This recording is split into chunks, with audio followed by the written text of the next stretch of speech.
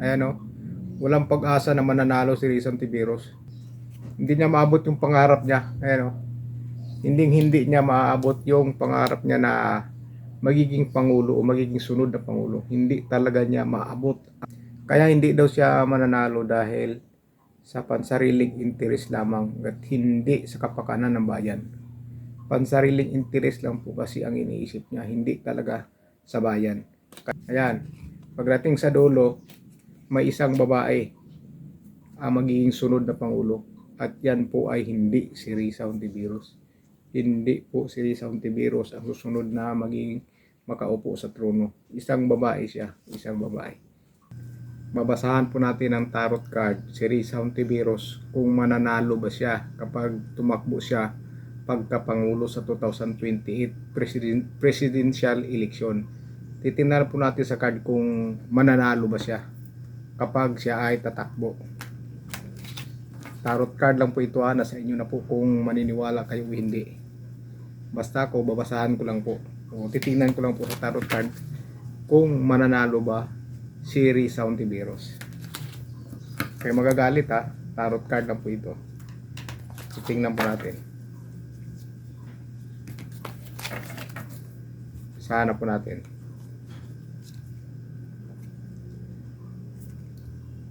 Walang gabay kay Risa Hontiveros. Sabaga,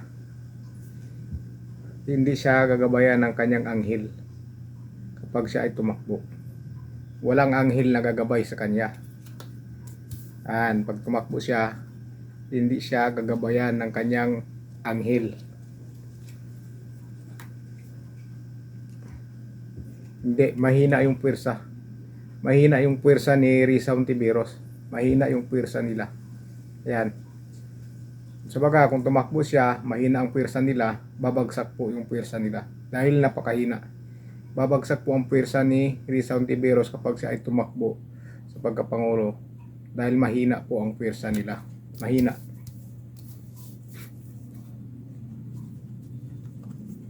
Kaya magagalit Ayan, hindi talaga. Ayan o. Walang pag-asa na mananalo si Risa Hontiveros. Kulang sa suporta. Kulang sa suporta kapag si Risa Hontiveros ay tatakbo. Walang pag-asa na mananalo siya. Dahil nga mahina at kulang sa suporta. Mahina daw talaga. Sabaga, yung suporta ng mga Pilipino, napakanipis lang, napakahina. Ayun wala talaga, puro talaga. Hindi aangat yung ratings ni Risa Hontiveros, hindi talaga aangat. Pababa yung ratings ni Risa Hontiveros. Sabaga, yung trust rating niya hindi talaga tataas, hindi tataas. Kaya napakahina po ng puwersa nila. Hihina po talaga. At hindi na po yan lalakas pa. Ayan, magsaalisan pa. Sabaga, may ibang mga kaalyado niya mag-aalisan pa. Sabaga, hihiwalay pa sa grupo nila. May mga kaalyado sila na aalis sa grupo nila. Iiwanan sila. Kaya siguro humihina yung puwersa sa kampo ni Risa Hontiveros kapag siya tumakbo bilang pangulo. Yung iba pa dyan, aalis sa grupo nila. Aalis. Kaya ninipis at liliit yung puwersa nila. Kaya babagsak yung puwersa ni Risa kapag siya ay tumakbo. Ayan. Wag daw talaga siya magkamaling tumakbo dahil masasaktan lang po siya. Dahil po yan sa mga ginagawa daw na failure daw ng mga ginagawa. Kaya hindi siya mananalo. Hindi niya maabot yung pangarap niya. Ayan hindi niya maabot yung pangarap niya na magiging pangulo o magiging sunod na pangulo. Hindi talaga niya maabot ang kanyang pangarap na magiging pangulo ng bansa. Hindi niya maabot. Ayan. Lagi lang po daw pinapakinggan po ni Risa Hontiveros kung ano man ang nasa kanyang isipan. Pinapakinggan niya dahil ang plano niya, sabaga, yung plano niya dapat daw ay susundin niya. Kung ano man yung naisip niya na plano, susundin daw niya, gagawin niya.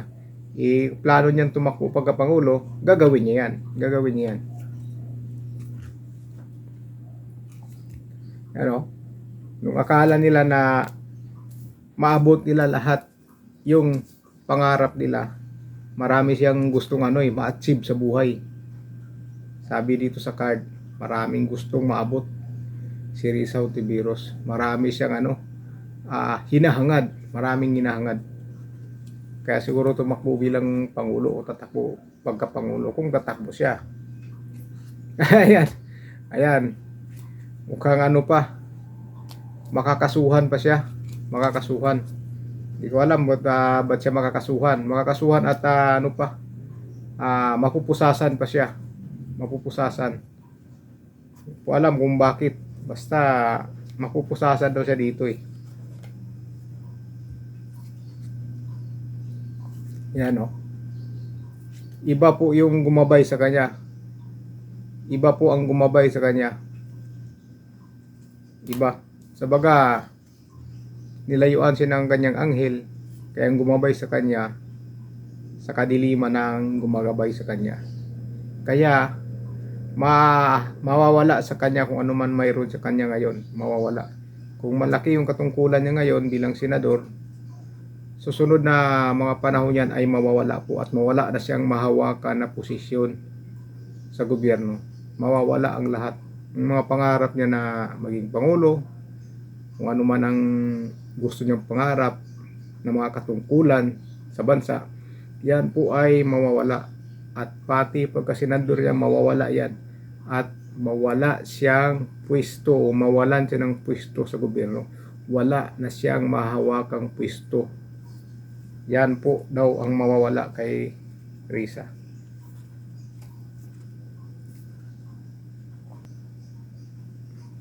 Yan. Sinisikap daw ni Risa Hontiveros na pagkaisahin. Pagkaisahin daw. Hindi ko alam kung pagkaisahin yung administrasyon at yung sa grupo nila. Basta sinabi dito na gusto niyang pagkaisahin para gamitin para manalo siya sa eleksyon kung siya ay tatakbo. Pero nauna na sa card na hindi po siya mananalo. Mabibigo po siya at wala daw talagang chance ang manalo siya dito. Walang chance. Pero kumikilos pa rin siya. At ayon dito sa card, may balak si Risa na pagsamahin daw yung mga grupo-grupo na ayaw sa mga Duterte. Ayan. Makakaupo daw sa trono si Risa, pero hindi trono sa Malacanang, kundi trono bilang nanay sa pamilya nila. Sabaga, wala na siyang pwesto, wala na siyang posisyon sa gobyerno. Doon na lang siya upo sa trono bilang nanay sa pamilya nila, sa pamamahay nila. Yun ang magiging pwesto niya. Magiging bilang isang nanay na lang dahil hindi na siya makakaupo sa pwesto. Mawalan nga siya, mawalan. Makakaupo sa trono bilang nanay sa pamamahay nila. Ayan. Ang iniisip talaga niya na mananalo siya. Mananalo. Yun ang laging nasa isipan niya, na mananalo siya. Kaya pursigido siya na tatakbo. Pursigido. Ayon dito sa card, pursigido. Yun nga, tatakbo siya. Kaso hindi talaga siya mananalo. Upo siya sa trono, pero trono doon sa pamamahay nila bilang isang nanay na lang dahil lahat ng pwesto wala siyang mahahawakan. Dahil matatalo siya sa kanyang kalaban. Ayan. Walang pag-asa. Walang pag-asa.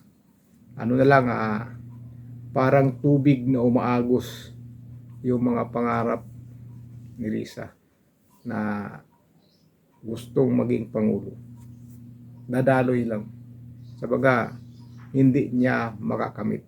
Hindi niya makakamit talaga na magiging pangulo sa bansa. Hindi makakamit.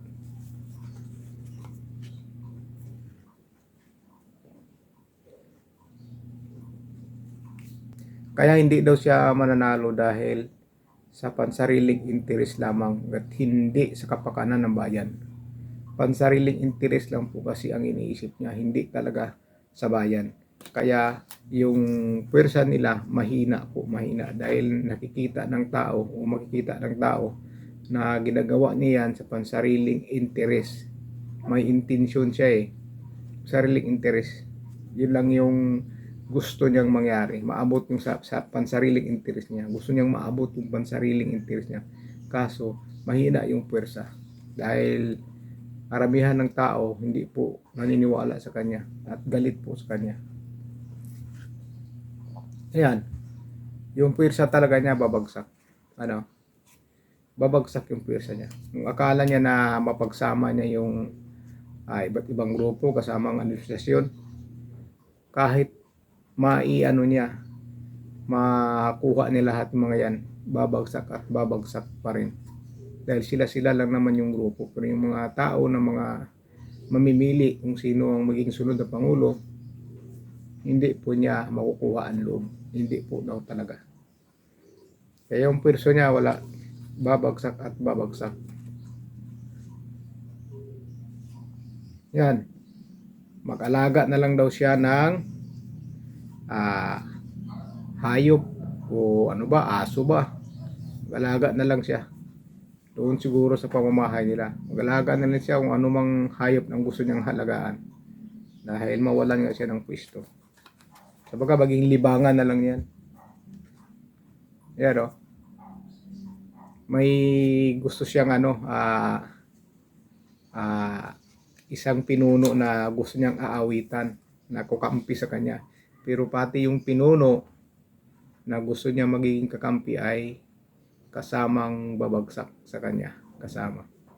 May gusto raw siyang lalapitan. Sabaga, hihingihan niya ng tulong or pabor para lumakas yung pwersa niya. Yun daw. Yun na siguro yung administrasyon na gusto niyang magsanib pwersa ang administrasyon at yung grupo niya. Pero dito, pati pa yung nakaupo dito sa trono ay babagsak. Ayan. Yung nakaupo nga daw sa trono. Nakaupo sa trono, naawitan ni Risa. Yan daw talaga ang target nila ngayon. Yung Pangulo ang target nila na magiging kaalyado nila. Yun daw talaga ang target nila. Ayan. Pagdating sa dulo, may isang babae ang magiging sunod na Pangulo. At yan po ay hindi si Risa Hontiveros. Hindi po si Risa Hontiveros ang susunod na magiging makaupo sa trono. Isang babae siya. Isang babae. Babae din ang magiging sunod na Pangulo pero hindi yan si Risa. Dahil si Risa hindi po talaga mananalo at wala po daw tansa talagang manalo ayon sa card. Dahil yung pwersa nila, yung mga kaalyado nila, yung iba lalayo sa kanila. Sabaga, aalis sa kanila para hindi siguro manabay at o kaya nakikita niya na mahina talaga at hindi mananalo. Kaya lumipat sa ibang grupo. Kaya yung pwersa ni Risa liliit at matatalo po talaga siya. At hindi siya mananalo. Wala pong pag-asa na manalo siya. Wala po daw talagang pag-asa na manalo siya. Kahit pagsamahin pa niya o makipagsanib pwersa pa siya sa mga iba't ibang grupo dyan, hindi daw talaga siya mananalo. Ayon sa card. So yun lang po mga kabayan, huwag na sana kayo magalit ito ay tarot card lamang. Nakikita natin ito na kapag tumakbo si Risa Hontiveros ay hindi po talaga daw manalo, hindi po daw talaga mananalo at walang tsansang magiging sunod na Pangulo. Wala, hindi siya mananalo dahil maliit lang yung pwersa nila. So yun lang po mga kabayan, maraming salamat po sa inyo, ingat po kayo.